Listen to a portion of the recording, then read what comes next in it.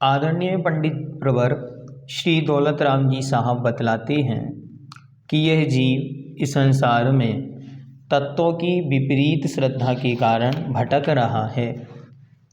तत्वों की विपरीत श्रद्धा क्या है?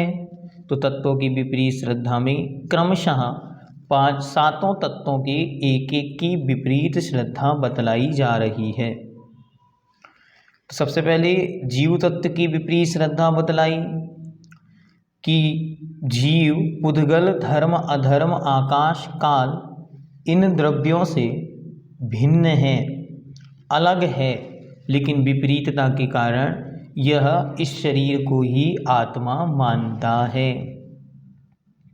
फिर अजीव तत्व की विपरीत श्रद्धा बतलाई कि यह तन की उत्पत्ति और तन के नाश को ही आत्मा की उत्पत्ति और आत्मा का नाश मानता है। पश्चात आश्रव तत्व का विपरीत श्रद्धा, राग द्वेष आदि जो प्रत्यक्ष में दुख देने वाले हैं उनका सेवन करता है और उसमें ही आनंद मनाता है, सुख मानता है। फिर बंध तत्व का विपरीत श्रद्धा, शुभ कर्मों के फलों में अच्छा मानना और अशुभ कर्म के फलों में बुरा मानना और ऐसा करते हुए अच्छे बुरे में अपनी आत्मा को भूल जाना।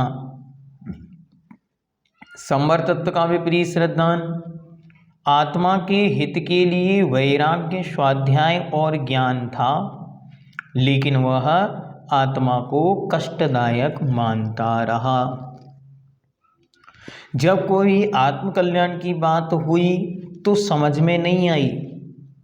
आज आप और हम देख रहे हैं, घर में हम सब बैठे हुए हैं, घर में 5 सदस्य हैं, ठीक, लेकिन स्वाध्याय में रुचि किसकी? किसी एक की। बाकी लोग क्या कर रहे हैं? बाकी लोग मोबाइल चला रहे हैं, टीवी देख रहे हैं, बातें कर रहे हैं, लेकिन उनकी रुचि स्वाध्याय में नहीं। ऐसा क्यों? तो पंडित प्रवर टोडरमल जी साहब मोक्ष मार्ग प्रकाशक में लिखते हैं कि जिस जीव का पूर्व भव का पुण्य का योग हो और भविष्य की होनहार भली हो, ताको जिनवाणी रुचे है। जिनका पूर्व का संस्कार भला हो और भविष्य की होनहार भली हो, ताको जिनवाणी रुचे है। यदि आपको जिनवाणी रुच रही है तो आनंद मनाएं। जैसे ही स्वाध्याय प्रारंभ हो, पूरा स्वाध्याय हो जाए, अपनी पीठ थपथपा के कहना, ओहो आज बड़ा काम किया। क्यों? अतीत का संस्कार मजबूत हो गया और हमारे भविष्य निर्मल है, इसलिए हमें जिनवाणी को सुनने में आनंद आ रहा है। अब पंडित जी साहब बताते हैं कि निर्जरा तत्व और मोक्ष तत्व का विपरीत श्रद्धा क्या है। निर्जरा क्या है? जो कर्म बांधे हैं उन कर्मों का एक देश अर्थात धीरे धीरे झर जाना, इसका नाम निर्जरा है, और संपूर्ण कर्मों का झर जाना इसका नाम मोक्ष है। तो अब पंडित जी साहब निर्जरा और मोक्ष तत्व की विपरीत श्रद्धा और अगृहीत मिथ्या ज्ञान क्या है उसे बतलाते। रोके न चाह निज शक्ति खोए, शिव रूप निराकुलता न जोय। याहि प्रतीत जुत कछुक ज्ञान, सो दुखदायक अज्ञान जान। मिथ्या दृष्टि प्राणी मिथ्यात्व के प्रभाव से निज शक्ति खोए, अपनी शक्ति को खोकर 5 इंद्रियों के विषय की चाह इच्छा को नहीं रोके, नहीं रोकता है। अच्छी तरह देखें, रोके न चाह निज शक्ति खोई, ये निर्जरा तत्व का विपरीत श्रद्धा क्या करता है? अपनी इच्छाओं को, अपनी चाहत को नहीं रोकता और अपनी शक्ति को खोता चला जाता है। शिव रूप निराकुलता न जोय, ये मोक्ष तत्व का विपरीत श्रद्धा। क्या कहते हैं? निराकुलता अर्थात आकुलता के अभाव को शिव रूप अर्थात मोक्ष का स्वरूप न जोए नहीं मानता है। मोक्ष कैसा है? मोक्ष तो निराकुलता में है, जहाँ कोई आकुलता नहीं, लेकिन उसे नहीं मानता और अपनी मिथ्यात्व में पड़ा रहता है। अब पंडित जी साहब कहते हैं अगृहीत मिथ्या ज्ञान क्या है? तो या ही प्रतीत जुत कछुक ज्ञान, सो दुखदायक अज्ञान जान। या ही अर्थात इस प्रकार जो सातों तत्वों की विपरीत श्रद्धा से युक्त, प्रतीति जुत श्रद्धा सहित, कछुक ज्ञान जो कुछ थोड़ा सा भी ज्ञान होता है, सो वह दुखदायक कष्ट को देने वाला अज्ञान जान, अगृहीत मिथ्या ज्ञान जानना चाहिए। अगृहीत मिथ्या दर्शन की परिभाषा क्या बनाई थी? अगृहीत मिथ्या दर्शन को बतलाते हुए कहा था कि जो सातों तत्व आत्मा के लिए हितकारी हैं, उनको वैसा ना मानकर विपरीत मानना। अगृहीत मिथ्या ज्ञान क्या है? ऐसी सातों तत्वों की विपरीत श्रद्धा से युक्त जो दुख देने वाला है, ऐसे अज्ञान में लगे रहना। मिथ्या दृष्टि जीव अपनी इच्छा को नहीं रोकता, इसलिए वह अपनी शक्ति को व्यर्थ में खोता है। यही निर्जरा तत्व का विपरीत श्रद्धान है। पूर्व में भी इसका एक उदाहरण आपको बतलाया था। एक कोई व्यक्ति है और उसकी माँ ने कहा बेटा आज चतुर्दशी है, आज तू उपवास कर ले। बोले नहीं नहीं माँ मुझसे नहीं होगा, दुकान में बहुत काम है। ठीक है मैं तुझे टिफ़िन बना के दे देती हूँ, इसे लेके चला जा। टिफ़िन बना के और यहाँ से निकला दुकान पे पहुँचा और उसने दुकान में देखा आज तो बड़ी भीड़ है सुबह से। वो अपने काम में लग गया, 12 बज गया लगभग, और 12-1 बजे वो भोजन लेता था, लेकिन भीड़ कम ही नहीं हो रही। आज ग्राहक पर ग्राहक आते गए, ग्राहक पर ग्राहक आते रहे, बज गए शाम के 5।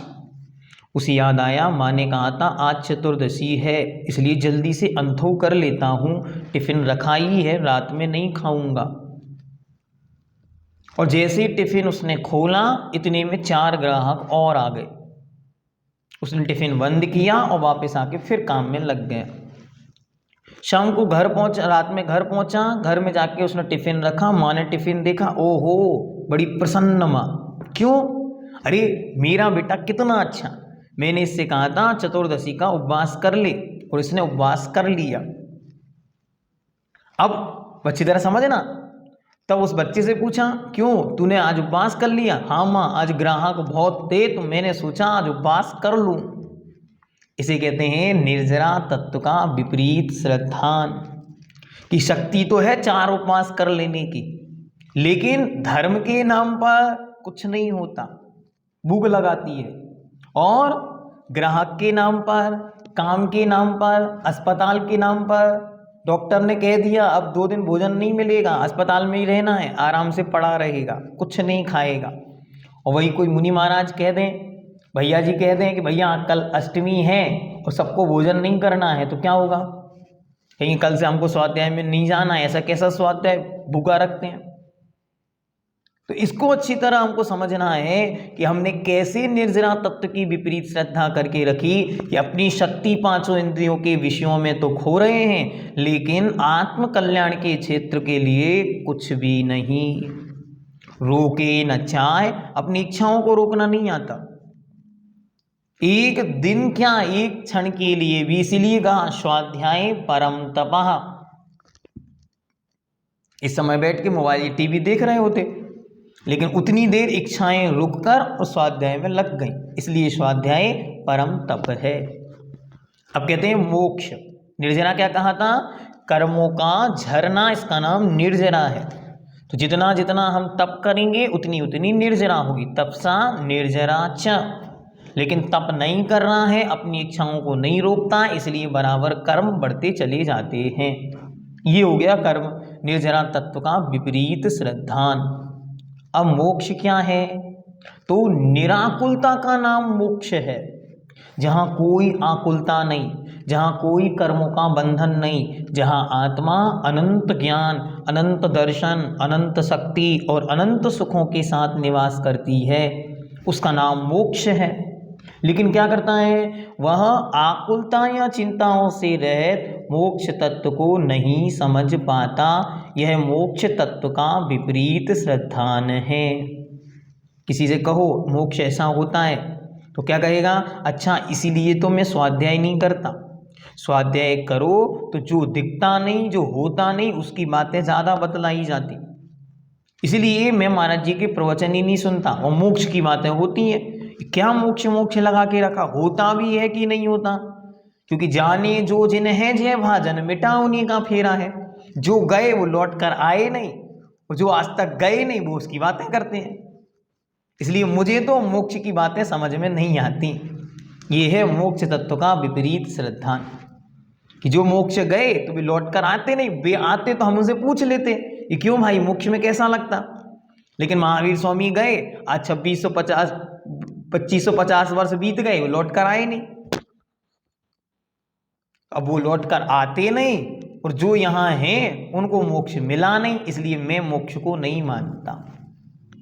अच्छा, मोक्ष होता होगा हमने मान लिया, लेकिन एक बात समझ नहीं आती, वह मोक्ष में करते क्या होंगे? यहाँ हम हाथ पे हाथ रख के बैठ जाएं तो आधा घंटे में आकुलता होने लगती, वहां भी अनंत काल तक बैठे रहेंगे। इसलिए मुझे मोक्ष समझ में नहीं आता। इसे कहते हैं मोक्ष तत्व की विपरीत श्रद्धा।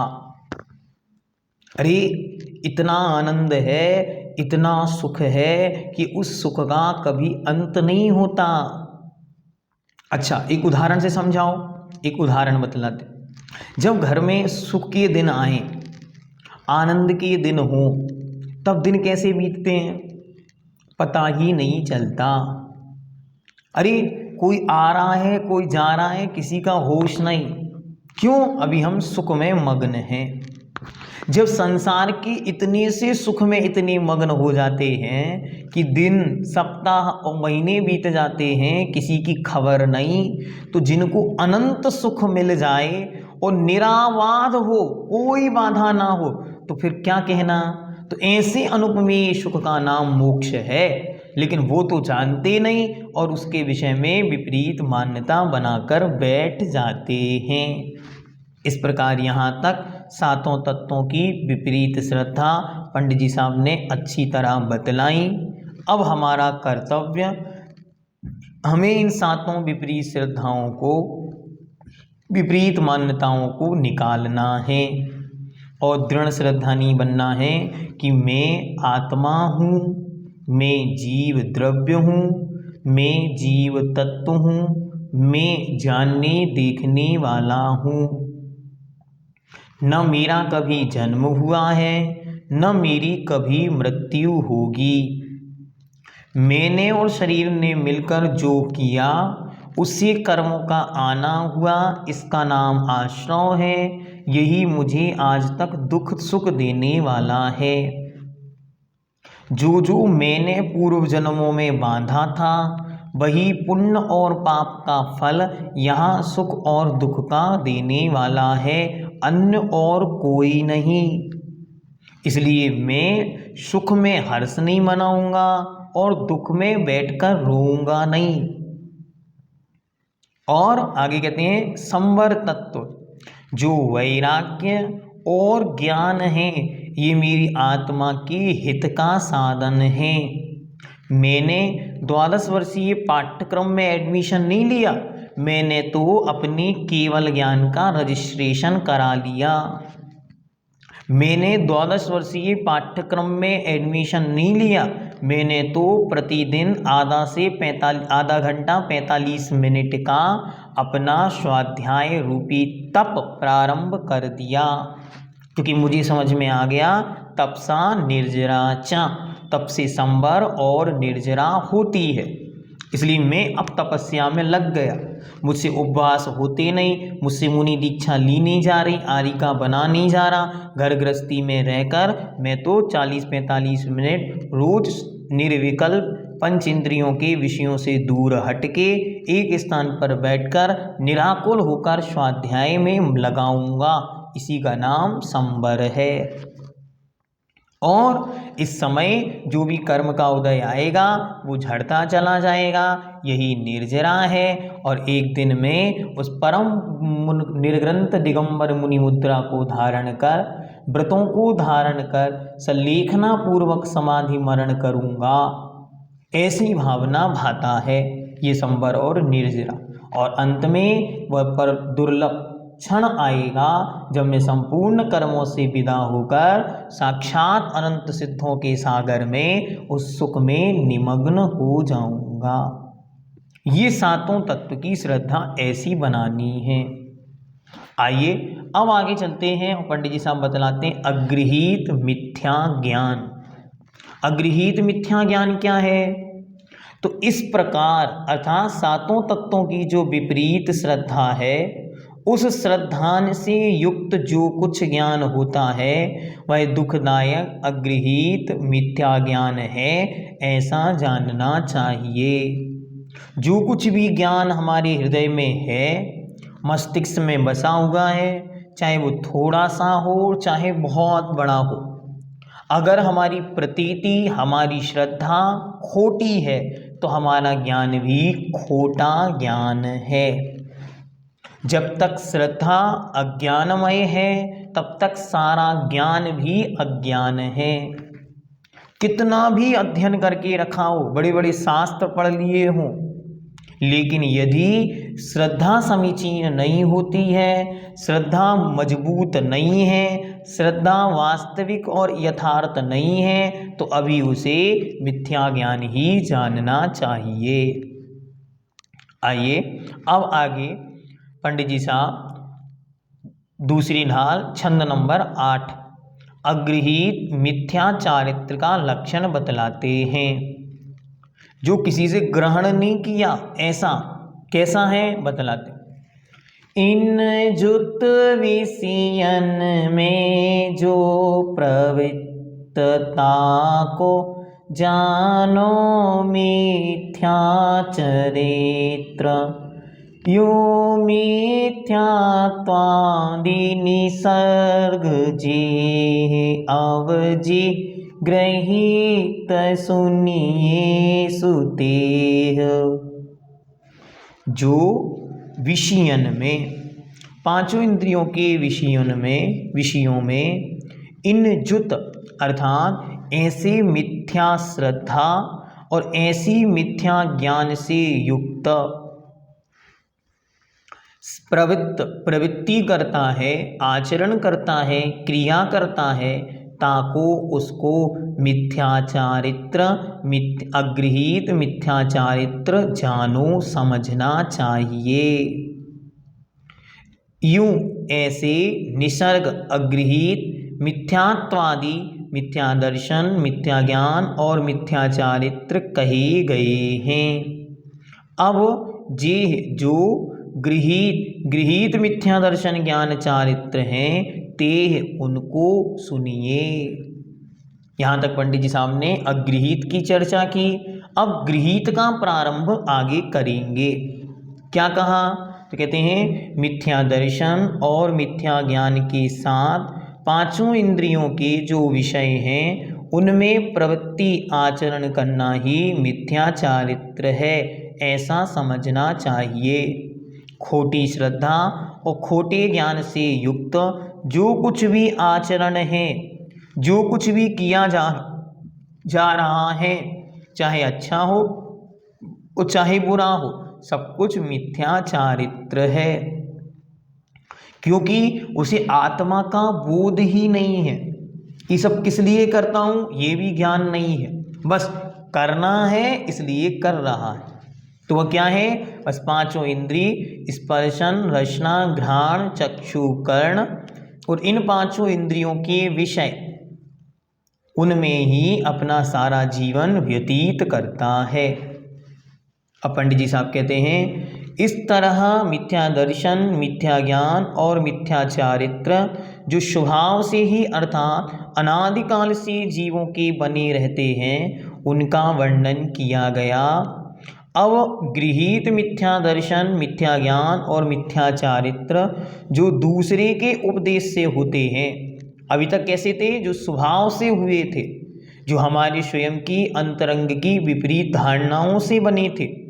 अब जो दूसरों के उपदेश से ग्रहण किए गए हैं, उनका वर्णन अच्छी तरह से सुनिए। अब आगे पंडित जी साहब बहुत अच्छी तरह बतलाएंगे कि किसी ने कुछ कहा और हमारी श्रद्धा बिक गई, किसी ने थोड़ा सा कुछ भी कह दिया और हमने हमारा सब कुछ वहाँ निछावर कर दिया। क्यों? क्योंकि हमें वास्तविकता का बोध नहीं है। हम यदि वास्तविकता को समझें कि हम तो आत्मा हैं, शरीर नहीं, जानना देखना हमारा काम है, अन्न नहीं, तब अगर हम अच्छी तरह इन विषयों को समझेंगे तब जाकर हमारी मिथ्या धारणाएं टूटेंगी। वरना हम क्या सोचेंगे? थोड़ा सा कष्ट होने पर, शरीर में वेदना होने पर क्या लग रहा है, अब तो मैं गया, तो क्या करे? कोई मुझे बचा ले। कोई मुझे बचाएगा, वो हमारी मिथ्या श्रद्धा का पात्र बन जाएगा। फिर हम उसे भगवान मानने लगेंगे, उसकी अनारियल रखने जाएंगे, उसको अगरबत्तियाँ लगाएंगे, क्योंकि वो हमें बचाने वाला है। और जब समीचीन श्रद्धा का उदय होगा तब समझ में आएगा मैं नहीं मरता, छूटती है पर्याय। मैं थोड़ी ना मरने वाला हूँ, मैं तो यहाँ हूँ, कल दूसरी जगह चला जाऊँगा। तो फिर बचाने का भाव भी समाप्त हो जाएगा। जब बचाने का भाव समाप्त होगा तो फिर यहाँ वहाँ सिर पटकना भूल जाएंगे। अच्छी तरह समझना कि हमारी गलती कहाँ से शुरू होती है? तत्व की विपरीतता से। हमको संपत्ति सुख देने वाली है, हमको दुख मिल रहे हैं, हम अमीर हैं, हम गरीब हैं, तो अब गरीबी दूर करने के लिए लक्ष्मी वृद्धि यंत्र लेकर आएगा, और अमीर है तो सुरक्षा कवच लेके आएगा। अब ये सब चीजें क्यों इकट्ठा कर रहा है? क्योंकि उसे विपरीतता का बोध नहीं। इसलिए पंडित जी साहब ने कह दिया अच्छी तरह कि ना तो कोई सुरक्षा कवच की आवश्यकता है और ना ही लक्ष्मी धन यंत्र की आवश्यकता है, क्योंकि ना तो मैं अमीर हूँ, ना ही मैं गरीब हूँ, ना मैं सुखी हूँ, ना मैं दुखी हूँ। और कितनी अच्छी तरह से बातें बनाते हुए कहते, भैया जी हमें सुख की जरूरत नहीं, लेकिन हम चाहते हैं हमारे बच्चे दुखी ना रहें, इसलिए हम देवी देवताओं को मानते। भैया जी हम तो चाहते हैं हमारी पत्नी या हमारे पति स्वस्थ हो जाएं, बस इसलिए हम इस मिथ्यात्व की पूजा अधिक करते। अब पंडित जी साहब क्या कह रहे हैं? मेरे सुततीय में सबल दीन, ऐसा जो मानता है वो मूर्ख है, मिथ्या दृष्टि है। अब समझ में आया? हाँ, ये न पुत्र मेरे हैं, न पति मेरे हैं, न पत्नी मेरी है, न बच्चे मेरे हैं। जब ये दृढ़ श्रद्धा में प्रतीति में आ जाएगा कि बनारसी दास जी जैसों के 17 संतान मर जाने के बाद भी उन्होंने कभी किसी से ये नहीं कहा कि एक श्रीफल मेरा स्वीकार कर लो और मेरी एक संतान को छोड़ दो, क्योंकि उन्हें अच्छी तरह दृढ़ श्रद्धान हो गया कर्म की श्रद्धान पर और जिनेंद्र भगवान पर, कि जो मेरे भाग्य का है वो कोई छीन नहीं सकता, और जो मेरे भाग्य में है नहीं वो दुनिया का कोई भगवान, कोई देवता दे नहीं सकता। जब ऐसा दृढ़ श्रद्धान होगा तो सम्यक्त्व का उदय उसी समय होगा। यहाँ एक शब्द आया है निसर्ग। निसर्ग शब्द का अर्थ होता है स्वभाव। तो यहाँ तक जो थे वे स्वाभाविक थे, अगृहीत थे। अब गृहीत हम आपको बताने जा रहे हैं जो हमने बाहर वालों से ग्रहण कर लिए। टीवी चला के बैठे और उस पर कोई एक बाबा दिख गए, बस अब हमारी श्रद्धा सब खत्म। सब आज जितना दिन भर में पढ़ा था 6 डाला में 8 दिन 9 दिन की क्लास में एक बाबा के एक प्रवचन में खत्म। अब क्या हो गया? बस अब तो हमको अगला शनिवार अगला मंगलवार वहीं जाना है। एक क्लास एक प्रवचन में एक वीडियो में सारी श्रद्धा बेच देते। इसलिए क्या करना? इन मिथ्यात्व के आयतनों से भी दूर रहना है।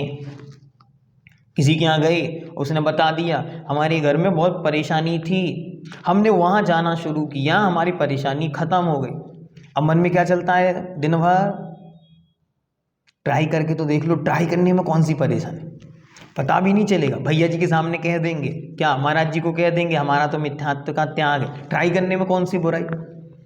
और घर में एक आले में अपना मिथ्यात्व का श्रृंगार इकट्ठा करके रख लिया, अब पीढ़ी दर पीढ़ी उसको श्रृंगार को बढ़ाते रहो। कल इस विषय पे विस्तार से चर्चा करेंगे। कल की क्लास बहुत मजबूत है, अपने दिल को मजबूत करके आना, डरना नहीं। हो सकता है कल किसी को बहुत बुरा भी लगे, लेकिन सत्य कड़वा होता है, लेकिन वह लाभकारी होता है।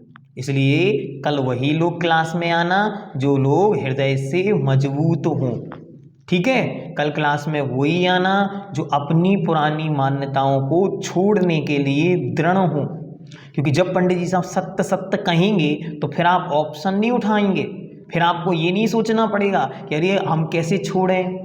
तो इसीलिए जब पंडित जी साहब बोलेंगे तो सुनने की ताकत तो रखनी। इसलिए पंडित साहब ने पहली पंक्ति में कहा था कि इनको तजना नहीं है, पहले इनको सुजाना, अच्छी तरह पहले जानो फिर उनको तजना है। तो इसलिए कल का सत्र थोड़ा सा भारी होगा, इसलिए सब लोग शाम को ही अच्छी तरह भोजन करके अच्छे से पानी पी लेना, क्योंकि फिर उसके बाद हो तो भारी पड़ जाए। तो इसलिए विकल्प नहीं करके सुनना तो है, क्योंकि अभी अनादिकाल का दुख इसी के निमित्त से है, दुख मिटाना है तो रोग तो सुनना पड़ेगा ही।